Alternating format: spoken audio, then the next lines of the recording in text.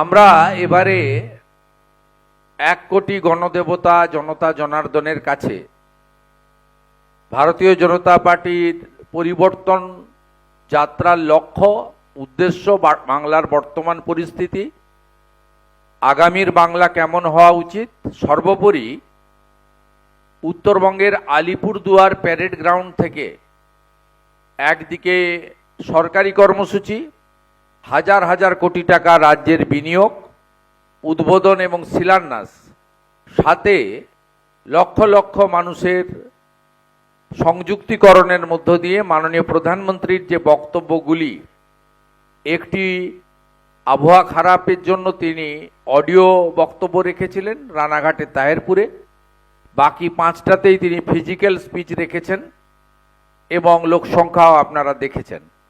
সেখানে তিনি পরিবর্তনের মূল সুর বেঁধে দিয়েছিলেন। সেটাকেই আমরা একেবারে গাঁ গঞ্জ হাট নগরে গ্রামে প্রান্তে, পাহাড়ে সাগরে, জঙ্গলমহলে তরাই ডুয়ার্সে, মহানগরে নগরে এবং প্রান্তিক এলাকায় আমরা পৌঁছে দেওয়ার জন্যই এই একটি বড় কর্মসূচির আয়োজন করেছি।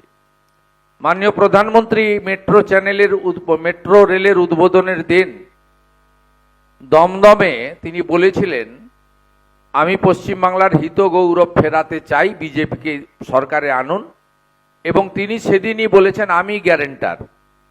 মাননীয় প্রধানমন্ত্রীকে গোটা পৃথিবীর মানুষ বিশ্বাস করেন, পশ্চিমবাংলার মানুষও তার প্রতি আস্থাশীল। ভারতবর্ষের 140 কোটি মানুষ তো আছেনই, তাই পশ্চিমবাংলার হিত গৌরবকে ফিরিয়ে আনার গ্যারেন্টার নরেন্দ্র মোদীজি তিনি রেখেছেন। তাই এই পরিবর্তন যাত্রা সফল হবে, এটা আমরা আশা করি। মাননীয় রাজ্য সভাপতি বলেছেন যে এই পরিবর্তন যাত্রা কেবলমাত্র ভারতীয় জনতা পার্টির কার্যকর্তা, সদস্য, সাংগঠনিক দায়িত্বপ্রাপ্ত শুভানুধ্যায়ী ভোটারদের মধ্যে সীমাবদ্ধ না রেখে তার ব্যাপ্তি আরও বাড়িয়ে জনগণকে সংযুক্তিকরণের মধ্য দিয়ে এই পরিবর্তন যাত্রা এগিয়ে যাবে এবং কলকাতাতে এসে শেষ হবে। এই রাজ্যে কয়েকটি বিন্দুতে আমি বলতে চাই রাজ্যের বর্তমান অবস্থা। রাজ্যের বর্তমান অবস্থা ভয়াবহ। 2011 সালে মা মাটি মানুষের স্লোগান দেওয়া এই সরকার কি কি করেছে এবং কিভাবে আমাদের রাজ্য সর্বক্ষেত্রে পিছিয়ে গেছে সকলের চোখের সামনে, আপনাদের ব্যক্তিগত জীবনে, আপনাদের অভিজ্ঞতায়, আপনাদের অনুভূতিতে এবং আপনাদের বাস্তব পরিস্থিতির সামনে দাঁড়িয়ে আপনারা উপলব্ধি করতে পাচ্ছেন। নতুন করে কিছু বলার নেই। বলা হয়েছিল বদলা নয় বদল চাই।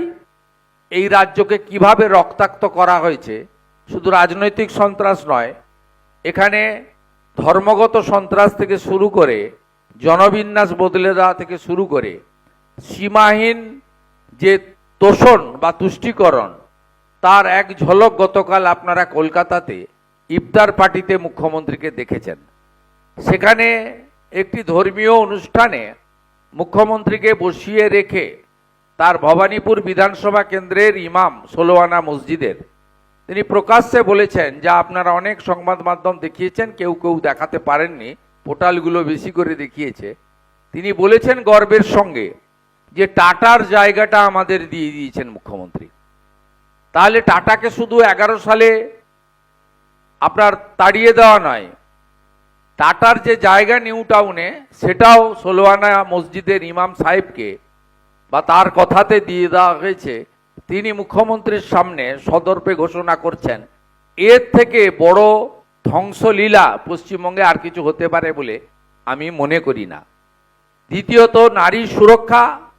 নারী সুরক্ষার ক্ষেত্রে আজকে কঠিন অবস্থার মধ্য দিয়ে আমরা চলেছি এবং পার্ক স্ট্রিট কামদুনি থেকে শুরু করে লাগাতার বর্তমানে আপনাদের দুটো শাসক দলের একেবারে মাঝারি স্তরের নেতা বা জনপ্রতিনিধির যে অবস্থা বা পিকচার সামনে এসেছে, তাতে তৃণমূল কংগ্রেসের পদাধিকারী জনপ্রতিনিধি মহিলারাও তৃণমূল কংগ্রেসের জনপ্রতিনিধি বা নেতাদের হাতে সুরক্ষিত নয়।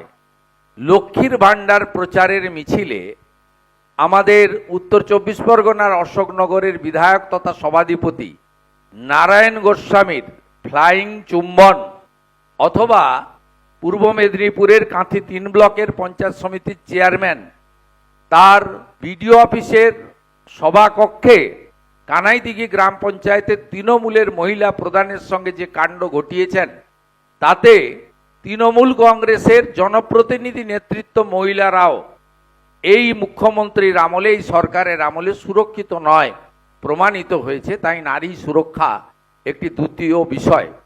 তৃতীয় হচ্ছে ভয়ঙ্কর বেকারত্ব, শিল্পে মন্দা, সর্বোপরি ভয়ঙ্কর রকমের প্রতিষ্ঠান বিরোধিতার হাওয়া বইছে। এই পরিবর্তন যাত্রা এই হাওয়াকে জনগণের সুনামিতে পরিণত করবে, এই বিশ্বাস আমরা রাখি। পরিশেষে এই বাংলায় পাল্টানো দরকার, চাই বিজেপি সরকার, পাল্টানো দরকার, চাই বিজেপি সরকার, বাঁচতে চাই তাই বিজেপি তাই, এই স্লোগানগুলি মাননীয় প্রধানমন্ত্রী বিভিন্ন সভায় বলার মধ্য দিয়ে এবং আমাদের রাজ্য সভাপতি এতে সংযোজন করেছেন 26-এর নির্বাচন, তৃণমূলের বিসর্জন। এই বিষয়কে আমরা গণতান্ত্রিক ব্যবস্থায় প্রচারের মাধ্যমে তুঙ্গে তুলতে চাই। 21টা এনডিএ বিজেপি শাসিত রাজ্যে যে জনকল্যাণমূলক কাজ হচ্ছে, প্রকৃতপক্ষে আমাদের জাতীয় সুরক্ষা এবং রাজ্যের সুরক্ষা দুটো সুনিশ্চিত হচ্ছে, এই পরিবর্তন যাত্রায় সেইটা আমরা সুনিশ্চিত করতে চাই। আমাদের রাজ্য সভাপতি বলেছেন যে আমাদের যে জামাতের উত্থান এবং বাংলাদেশের 550 কিলোমিটার এলাকাতে সীমান্তে জমি না দেওয়ার ফলে সীমান্ত সুরক্ষার যে প্রশ্নচিহ্নের সামনে দাঁড়িয়েছে, গোটা ভারতবর্ষে যত জঙ্গি ধরা পড়ছে সবই পশ্চিমবঙ্গ থেকে আধার কার্ড বানিয়ে দেওয়া জঙ্গি। এই এক ভয়ঙ্কর জাতীয় সুরক্ষার ক্ষেত্রে প্রশ্নচিহ্নের সামনে আমরা দাঁড়িয়ে গেছি। গতকাল পাটনাতে বিহারে ভারতবর্ষের যশস্বী স্বরাষ্ট্রমন্ত্রী তিনি একইভাবে পশ্চিমবাংলায় আগামী দিনে ভারতীয় জনতা পার্টির সরকার তৈরি হবে, সীমান্ত সুরক্ষিত হবে, অবৈধ বাংলাদেশি মুসলিম অনুপ্রবেশকারীদের হাত থেকে পশ্চিমবাংলা তথা ভারতবর্ষ সুরক্ষিত হবে, এ কথা দ্ব্যর্থহীন ভাষায় বলেছি। বারে বারে নরেন্দ্র মোদীজি সহ জাতীয় নেতারা বলেছেন, আমরাও বলেছি। একজন আদ্যপান্ত আদর্শ বাঙালি ডক্টর শ্যামাপ্রসাদ মুখার্জি, যিনি বাঙালি হিন্দুদের জন্য এই হোমল্যান্ড দিয়ে গেছিলেন 1947-এর 20শে জুন, এই আদর্শ বাঙালির তৈরি করা পশ্চিমবঙ্গ যতক্ষণ না ভারতীয় জনতা পার্টি জিতছে, ততক্ষণ ভারতীয় জনতা পার্টির যে তাদের যে বিজয় রথ, মোদীজি যে রথের অশ্বমেধের ঘোড়া, সেই বৃত্ত সম্পূর্ণ হতে পারে না।